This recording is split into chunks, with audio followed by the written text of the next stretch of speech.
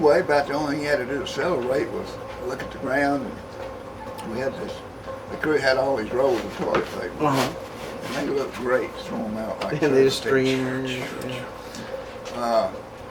So, and we're flying along there, and you know, we could look down to little towns, you know, and 500 or 700 feet, you know, you can see everything on the ground.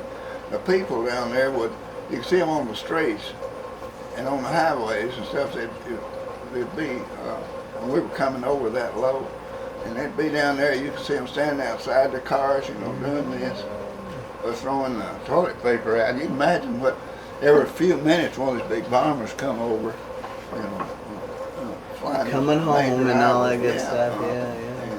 All this serpentine going out, and a bunch of all the crews. We weren't the only crew doing it. People got to talking about it. Yeah. Down in Florida, you know, they kind of say, "Hey, man, there's some guys coming back from the war. Look at the toilet paper." Yeah. But anyway, that was a kind of a little interesting thing, you know, to watch it. And really, you could see in these little towns, cars be stopped beside the road, and people standing out looking. Yeah, lots of pride. Yeah. And all that, Anyway, we landed at Tampa.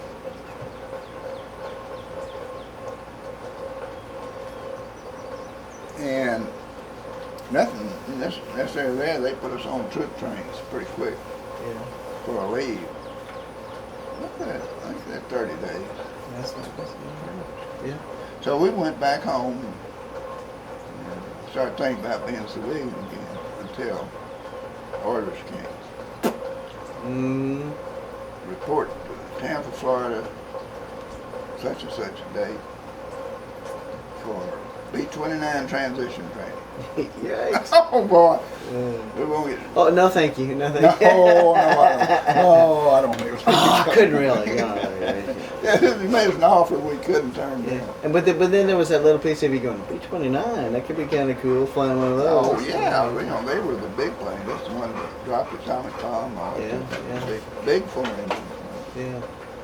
And so, I don't know, we were having a good time in Tampa.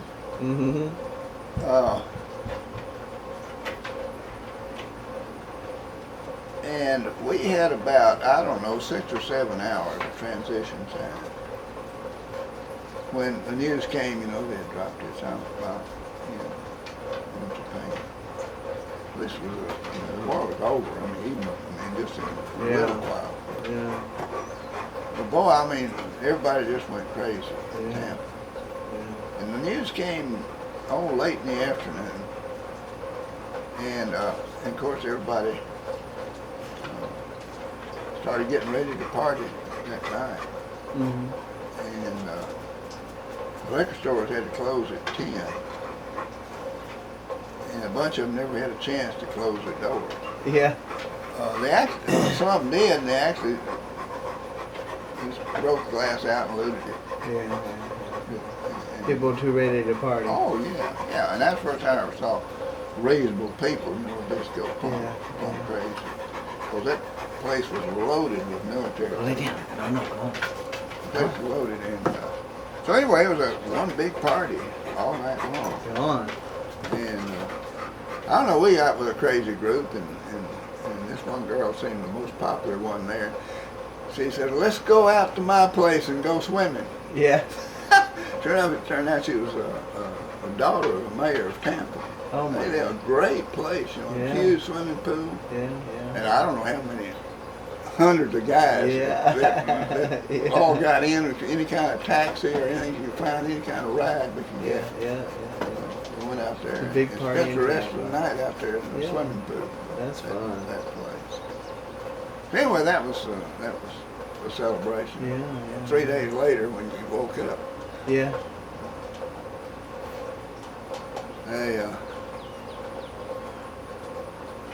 Well, we get to go home. So how how did going home kind of transpire? How did you get home? Train? Yeah, I went to train and got to Texarkana. PJ met me over there. Got in, it was real late in the afternoon. PJ, your dad? Yeah, that's Dad. And they didn't know, schedules weren't very exact then. They know what time's going to get in. So I didn't call him until late at night. And he was there before daylight. Yeah. Pretty excited to see you coming Yeah. home. What about Mama Kit? Is she at home? Yeah, Or were they both there? Or no, where'd she he go? came on down. Had a great time. Yeah, good to be home. Great. A lot of celebration and Yeah. all that good stuff. Yeah. So anyway, that crawl out of that uniform as soon as possible. Yeah. Civilian clothes felt good. Yeah. So how long were you in there total? Seemed like a lifetime, but really, it was only from about 43 to 45. Not even 2 years, really, the whole time. And what rank did you get to? I guess. Well, right. Well, I was captain. No, I was first lieutenant, and was up for captain. I get you. I made first lieutenant about over the last month or so over in Italy, Mm-hmm. and then I was up for captain. Mm-hmm. I'm glad to That's give that what- up to oh, get yeah, on home. yeah. No career here. No. So, Not for any sense I stayed in and Yeah. retired with the reserve. yeah. We'd have probably gotten tangled up in Korea Yeah. Probably so. because they needed pilots. Yeah. And I was one of the younger ones Yeah. that had experience. Yeah. So anyway, I said I didn't need the reserve. Yeah. But, Probably a good call. I don't know. They kept you out That's a hard one. kept to you out of figure. Korea, you know. Yeah, that's a hard one to figure. Yeah. So, yeah. Well, I always enjoy those stories. Were there any other stories that kind of come to mind that were just kind of side stories? Right at that point, Or even with the war that we missed, or, you know, some of the things. I mean, you had told me in an earlier interview about some things about, you know, when the brakes came out. So we've got all that stuff covered. But if there's anything, I'm trying to think if there's anything kind of just off the... there are a few things. I would have to kind of Things that people see would, what we've already talked about. yeah. you But I know, mean, the when- things that people might find as kind of, you know, interesting that no one would ever really think of, you know, when you think of flying the planes or, you know, something along those lines. But Blue Fox, we never had talked about that. So the name of it, that was something new. And so yeah. I don't know. Well, I don't know. Now they're probably if I I re- go I back would- and lined up a few episodes that might be of the more interesting type, we might do. They cover that. We'll do that another- next time. Yeah, another that sounds thing. good. But, Well, so here I was going to ask you, where was your favorite place that you ever lived? oh gosh, well, you mean the happiest or the most content or the I don't know, longest? just or- your favorite. It could be a mix of any of those. Well, I don't know. Well, Clarksville was hard to beat for early life.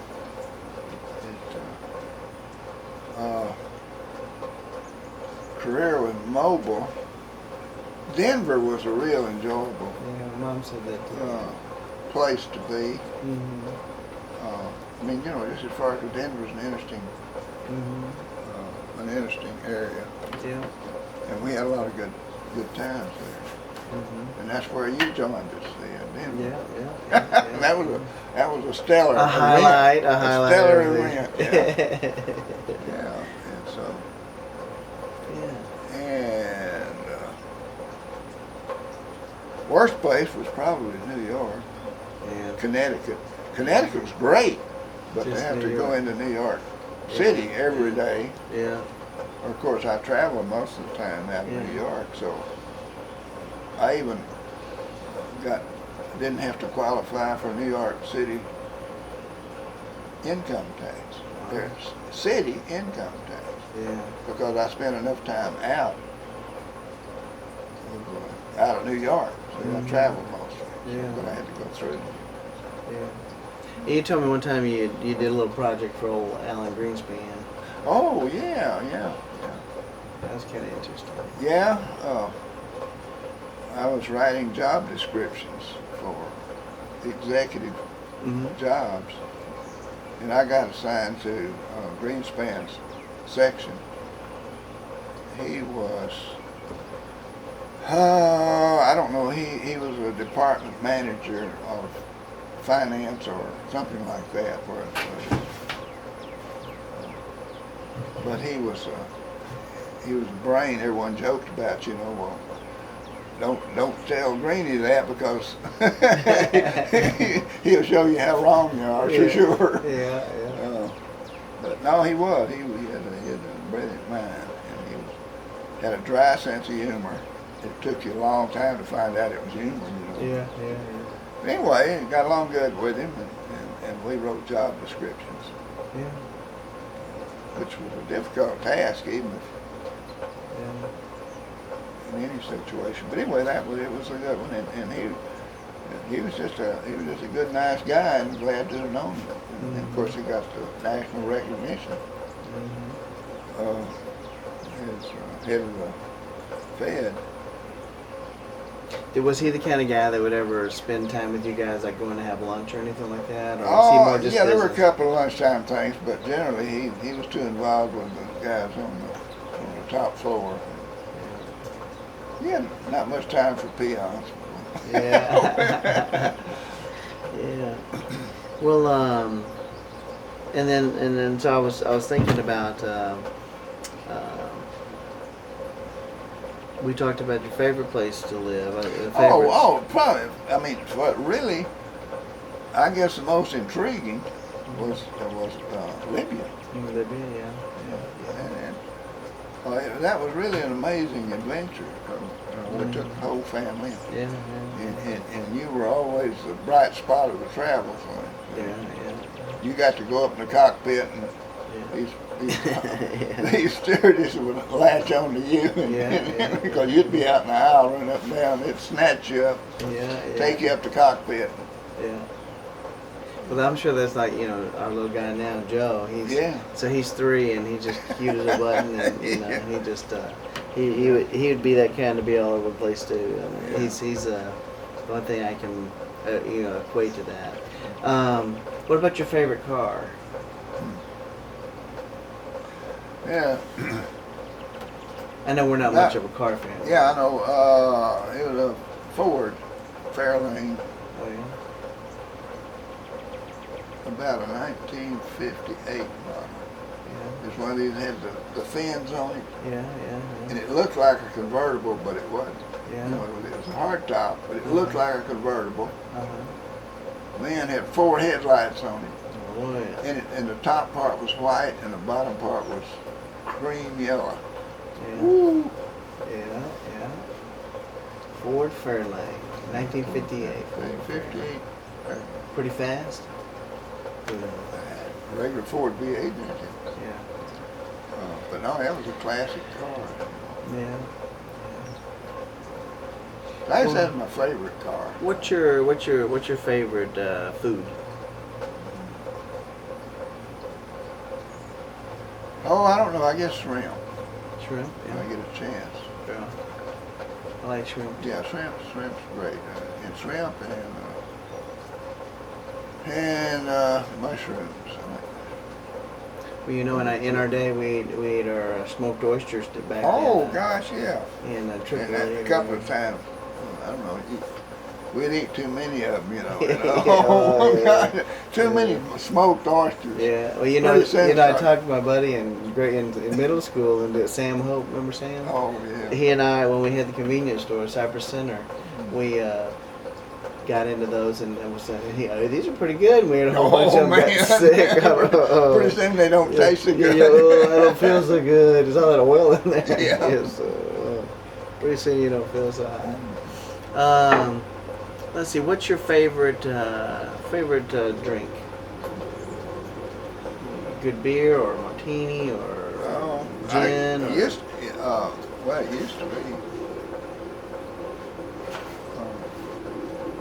bourbon and Coke. Yeah. Then I don't know. Beer started tasting better, and then wine becomes more of a connoisseur type, it's an enjoyable thing, you know, and Yeah. settles your stomach. Yeah. Well, let's see here. Do you remember, if I think back to your mom and dad, PJ and Mom and Kid, what were some of their favorite things about anything? Something you just remember? Well, I don't know. They were both so good and such a pleasure to be with all the time. I don't know. Oh, PJ and I grew up together, hunting and riding and fishing. And Mama Kit was always perfect mother. She did everything right. She never said anything bad about anybody. You make no who they were. If you can't say something good about someone, just don't say anything. Yeah, there you go. Don't say anything. Yeah. There's nothing. And she lived by it too. Yeah. She did. PJ was, I don't know, he was perfect father. He took care of the family. His extended family, he was kind of an overseer of anything that went wrong with one of his brothers or sisters or their families. Well, he's the first one to be there to help them. Help them through it. And he was well known in the community and beloved by the community, because really they loved him. He joined the Kiwanis Club early on. He wasn't a club type guy, but he was as honest as the day long, and he worked hard all his life.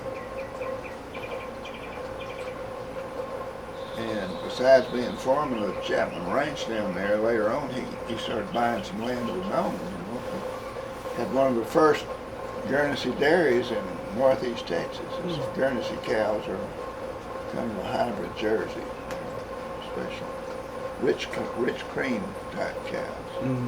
Didn't sell milk, sold cream.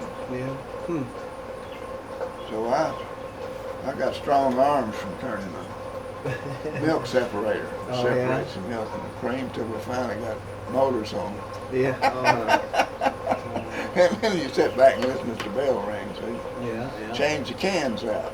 That's all it was to do. And then haul the cans to the Railway Express in downtown. Every day we had 2 or 3 cans of cream. And had to be hauled in. What about PJ's dad? What did he do? I can barely remember him.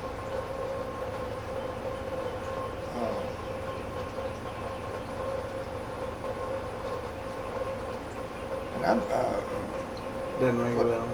That really, I don't know what his activity was. He was fairly well off, not wealthy by any means. But I can only remember being with him a few times. They lived in Oklahoma in the early years. And really, we just occasionally only saw him. But he was very, very old, had a big, long, white beard in his later years. Didn't smell good, Tom. As a young kid, like, woo, that way. Only thing really I can remember is sitting in his lap, you know, and having to keep the beard out of the way.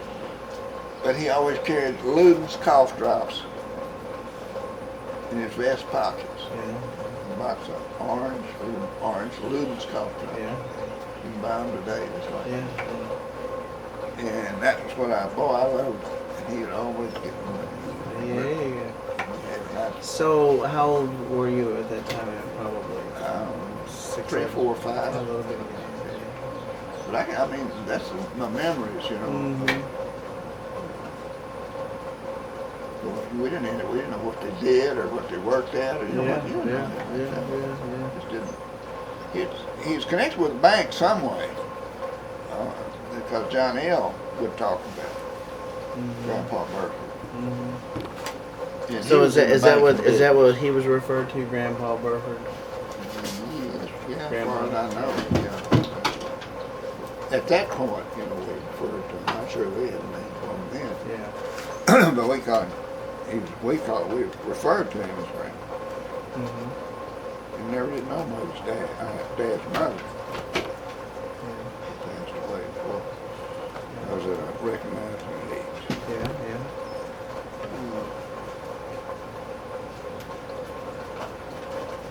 What about Mama Kit's parents? Didn't know her dad. Her mother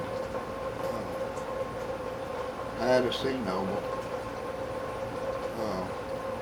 Lived with us for 2 or 3 years. And she was just a nice little old lady. In her later years, she became somewhat senile.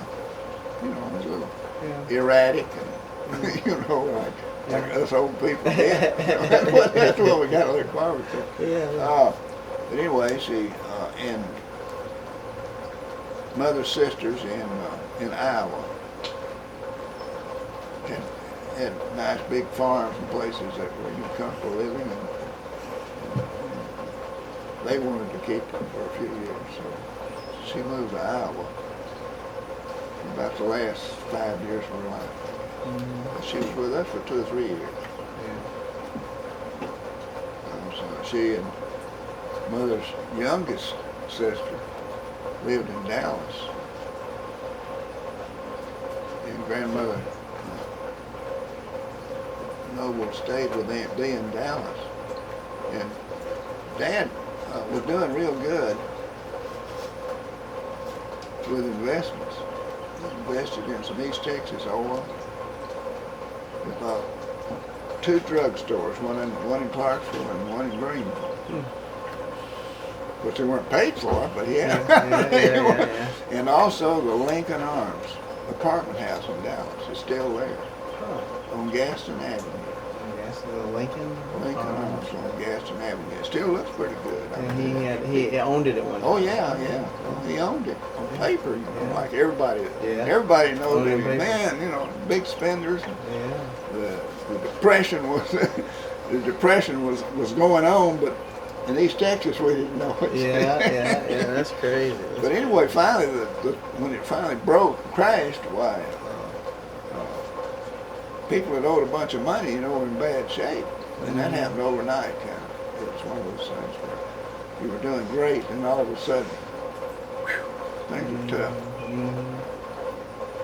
So, and Aunt B and grandmother managed that apartment house and lived there. And we used to go to Dallas, of course, that's where we went and stayed. Went to the fair and rode the streetcars. You could catch a streetcar out there on Gaston.